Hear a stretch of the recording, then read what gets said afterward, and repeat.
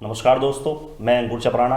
आप सभी का हमारे YouTube channel live apex academy पर हार्दिक स्वागत है।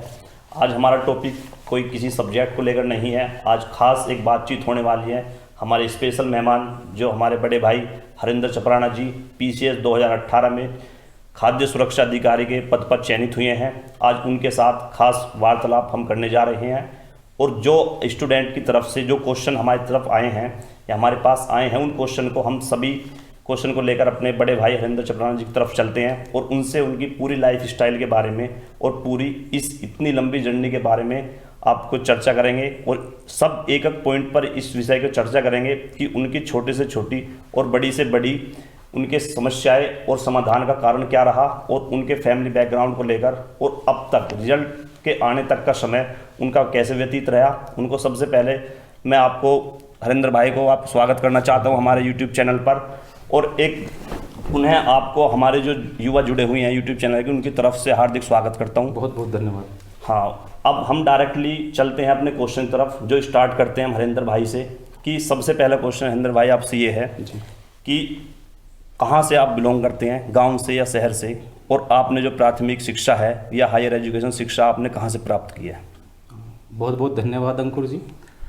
एक्चुअल में मैं गांव से बिलोंग करता हूं और बिल्कुल सामान्य परिवार से बिलोंग करता हूं, किसान परिवार से। पिताजी किसानी किसान ही हैं। और जो मेरी प्राथमिक शिक्षा हुई है वो प्राथमिक विद्यालय गांव से ही हुई है। उसके बाद मेरी जो शिक्षा हुई है वो सनातन धर्म इंटर कॉलेज सदर मेरठ वहाँ से की है। बीटेक मैंने उसके बाद किया है सरदार वल्लभ भाई पटेल कृषि एवं प्रौद्योगिकी विश्वविद्यालय से मेरठ से।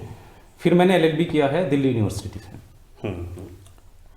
तो इनकी जर्नी काफ़ी लंबी रही है। सबसे पहले गांव से इन्होंने प्राथमिक शिक्षा स्टार्ट करी और एक राजधानी की तरफ इन्होंने अपना मूव स्टार्ट किया और वहाँ तक ये पहुँचे हैं। DU LLB से इन्होंने LLB किया। उससे पहले ये काफ़ी समय से हमारे बीटेक में इन्होंने समय दिया और सदर मेरठ से जहाँ इन्होंने हाई इंटर पास करी है। तो ये एक गांव से लेकर और शहर तक का सफ़र आपके सामने इन्होंने रखा है। अब इनका अगला क्वेश्चन आता है कि आप अपने फादर या फैमिली मेम्बर्स के बारे में और उनके बैकग्राउंड के बारे में हमें कुछ बताइए। अच्छा, बिल्कुल।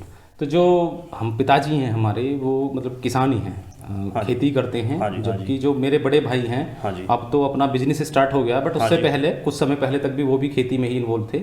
और जो बीच वाले भाई हैं वो HURL एक कंपनी है सेंट्रल गवर्नमेंट की, तो उसमें सहायक प्रबंधक हैं। और तीसरा मैं हूँ। ठीक ठीक। तो मतलब ये है कि एक ही किसान फैमिली से बिलोंग करते हैं और एक मध्य वर्ग के किसान इनके पिताजी या बड़े भाई हैं। ठीक है। उसके बाद हमारा नेक्स्ट क्वेश्चन आता है कि एक ऐसा टर्न आपकी लाइफ में कैसे आया, या आप बोल सकते हैं कि आपने जो इंजीनियरिंग की थी उसके बाद आप सिविल सर्विसेज की तरफ कैसे आपने जो है टर्न लिया, या आपने कैसे उसकी तरफ आप आकर्षित हुए?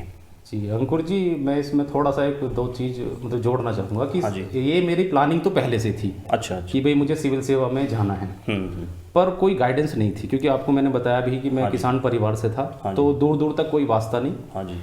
तो मेरी प्लानिंग तो थी कि हाँ मुझे तैयारी करनी है, कब करनी है कैसे करनी है उसका कोई दूर दूर तक मुझे पता नहीं था कि कब करनी है। हुआ क्या कि बीटेक का लास्ट ईयर हुआ तो ज़्यादातर लोगों का गेट का एग्ज़ाम निकल गया और कुछ का प्लेसमेंट हो गया।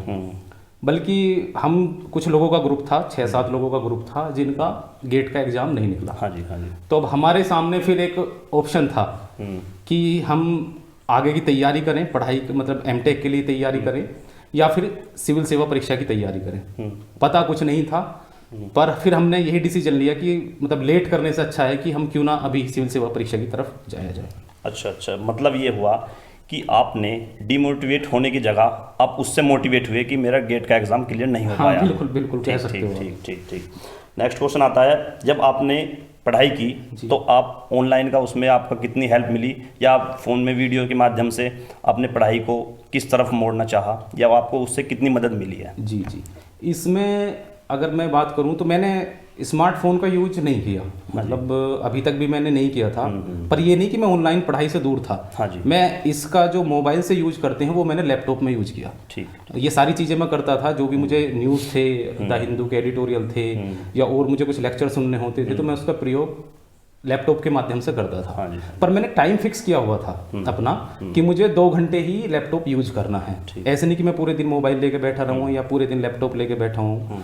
तो मैंने इसके माध्यम से तैयारी की। और मैं साथ ही साथ मैं जोड़ना चाह रहा हूँ कि मैं फेसबुक हाँ जी, व्हाट्सअप, इंस्टाग्राम, मैं इन सब से दूर था। ये मैंने कभी यूज नहीं किए। सिलेक्शन होने के बाद ये मैंने यूज किए। इनके विकल्प थे और विकल्प थे, जैसे टेलीग्राम है, ये विकल्प थे, पर मैंने ये यूज नहीं किया। हाँ, जिससे आपको हेल्प मिल सकती है, आपने वो इस्तेमाल की। बिल्कुल, मतलब जहां मुझे लग रहा है कि मेरा समय खराब हो रहा है, मैं उससे दूर रहा, और जहां मेरा समय बच सकता है वो मैंने संसाधन यूज किए। टेक्नोलॉजी से मैं भागा नहीं, टेक्नोलॉजी का मैंने अच्छे से यूज किया। मतलब ये कि फ़ोन का इस्तेमाल ना करके आपने लैपटॉप का किया, क्योंकि लैपटॉप से सिर्फ हम वही काम करते हैं जो हमारे काम का होता है। जी जी बिल्कुल, हम फालतू की सोशल साइट पर बिजी नहीं हो पाते। ठीक है, तो नेक्स्ट क्वेश्चन है हमारा कि आप डेली रूटीन में आप क्या करते थे, या आपका डेली रूटीन क्या रहता था? जी, मुझे जैसे मैं सुबह उठा, तो मुझे सुबह उठकर पहले से ही आदत थी, मतलब जब मैं तैयारी में आया, कि मुझे 25 मिनट कुछ ना कुछ पढ़ना है। मतलब एक भूख सी होती है ना, तो भूख सी थी सुबह सुबह पढ़ने की। तो जो मुझे उस समय ज़्यादातर, वैसे मैं हिंदी पढ़ता था, एक हिंदी सब्जेक्ट होता है यूपीपीसीएस में, यूपीएससी में भी होता है, बट यूपीपीसीएस में उसके मार्क्स जुटते हैं। तो मैं उसको हमेशा सुबह का जो 25 मिनट है वो हमेशा मैं हिंदी पढ़ा, और उसको पढ़ने के साथ ही मेरा ये समझ लो कि यहीं से मेरा शेड्यूल स्टार्ट हो जाता था दिन का। उसके बाद फिर मैं दैनिक कार्य और जो बाकी का जो काम था पढ़ाई का, वो मैं एक दिन रात को जब भी मैं सोने जाता था, तो मेरा अगले दिन का प्लान उसी दिन सेट हो जाता था कि भाई मुझे अगले दिन ये चीज़ें करनी है, या ये सब्जेक्ट मुझे पढ़ना है, या ये टॉपिक मुझे कवर करना है, तो मैं उसको कर लेता था। अच्छा, एक क्वेश्चन हो रहा है इसमें कि आप टाइम टेबल पर डे बनाते थे, या एक हफ्ता, या मंथली बनाते थे? देखो अंकुर, ये जो है कि टाइम टेबल लंबा जो होता है वो थोड़ा सा हमें उत्साह कम कर देता है, क्योंकि एक लंबा समय चीज़ें कोई नहीं चल पाती। तो एक दिन का बहुत छोटा हो जाता है। तो मेरा जो टाइम टेबल था वो 5 दिन का होता था, 5 या 6 दिन का होता था। और मतलब कोई भी आप टॉपिक है उसके लिए इतना, मतलब आप पर्याप्त तो वो निकाल सकते हो, समय होता है 5-6 दिन में। तो मैं 5-6 दिन का एक टाइम टेबल बनाता था, और उसी के हिसाब से चीज़ें लेके चलता था। लंबे टाइम टेबल से एक डिप्रेशन में हो जाता है माइंड कि भाई हमारे टारगेट ये सेट नहीं हो पाया, या ये हिट नहीं हो पाया। बिल्कुल बिल्कुल, आपका बहुत अच्छा क्वेश्चन है ये। मतलब लंबा जब टाइम टेबल होता है तो हम जैसे ही उसमें नहीं पूरा कर पाते, तो क्योंकि हमने बना तो 1 महीने का, 1 महीने तो तनाव हो जाता है कि यार क्या करें, तो उससे आदमी पीछे हटता है। जबकि जब छोटा होता है हमारा, अगर उसमें यहाँ भी कोई तनाव हुआ तो हम उसको जल्दी से चेंज कर सकते हैं। बड़े में हम चेंज नहीं कर पाते, चेंज कर लो अगले दिन सही से हो जाएगा, 1-2 दिन में सही हो जाएगा, पर वो जो 15-20 दिन का तनाव है वो नहीं होता इसमें। अच्छा, एक सबसे ज़्यादा जो पूछने वाला क्वेश्चन है ये है कि आपका पढ़ाई का समय सुबह का या शाम के टाइम का कौन सा आपको सूट हुआ, या आप कौन सा बताना चाहेंगे कि पढ़ाई के लिए टाइम ये अच्छा है, सुबह का या शाम का? वैसे मुझे लगता है कि सुबह का टाइम अच्छा है, पर मैं आपको व्यक्तिगत रूप से बताऊं, क्योंकि मैं दिल्ली में था तैयारी के दौरान, तो वहाँ सुबह उठना मेरे लिए पॉसिबल नहीं था। सुबह 9 बजे करीब वहाँ होती है। हाँ, वहाँ मतलब या तो शाम होती है, रात होती है, सुबह होती नहीं, सुबह नहीं होती है, सही बात। तो उसका हम पर भी असर पड़ा। अब हम ये कहने लगे कि नहीं जी 5 बजे उठ जाता था, तो ये थोड़ा वो होगा। पर गांव में अगर बच्चे हैं तो मैं तो जरूर कहूँगा कि अगर मैं गांव में होता तो मैं 5 बजे जरूर उठता और पढ़ता। पर अगर नहीं है तो इसमें मतलब परेशान होने की जरूरत नहीं है। मेनली हमारा काम है कि हमें जो काम मिला हुआ है उसको पूरा करना है। 7 बजे उठ के कर लो, 8 बजे उठ के कर लो, जब भी हो कर लो, पर टारगेट आपका दिन का पूरा हो जाना चाहिए। ठीक है, मतलब ये बांधना नहीं है कि नहीं जी मैं तो 5 बजे ही उठूंगा। हाँ, तो ये सारी चीज़ें हैं। हाँ, मतलब जब मन करे, जब आप पढ़ने बैठिए, और जब मन वहाँ से हट जाए तो आपको भी वहाँ से हट जाना चाहिए। बिल्कुल बिल्कुल, बेमन से पढ़ने से कोई फायदा नहीं। लेकिन सुबह के टाइम थोड़ा जो दिमाग है वो ऊर्जावान होता है। बिल्कुल बिल्कुल, अब मैं गाँव में हूँ पिछले काफ़ी टाइम से, तो मेरी खुद ही 5 बजे आंखें खुल जाती हैं, तो मुझे अच्छा लगता है। तो मैं मिस करता हूँ इस टाइम। तो आज इस वीडियो का लास्ट क्वेश्चन है हमारा कि आप एंटरटेनमेंट के लिए क्या करते थे? अच्छा क्वेश्चन है एक्चुअली में, क्योंकि जब तैयारी के दौरान कोई भी बच्चा होता है, चाहे वो कोई सी भी एग्जाम की तैयारी है, चाहे वो पुलिस की है या एसआई की है या यूपीएससी की है, यूपीसीएस की है, तो बीच बीच में तनाव उत्पन्न होता ही है, क्योंकि हमने टारगेट अपने अचीव नहीं किए, हमने पढ़ाई ठीक से नहीं की, तो बीच में तनाव उत्पन्न होता। तो ऐसे समय में मैं जब भी ऐसा होता था, या दिन के बाद जब मुझे लगता था कि भाई कुछ फिजिकल एक्टिविटी करनी चाहिए, तो मैं एक्चुअली में फिजिकल एक्टिविटी पर ही ध्यान देता था।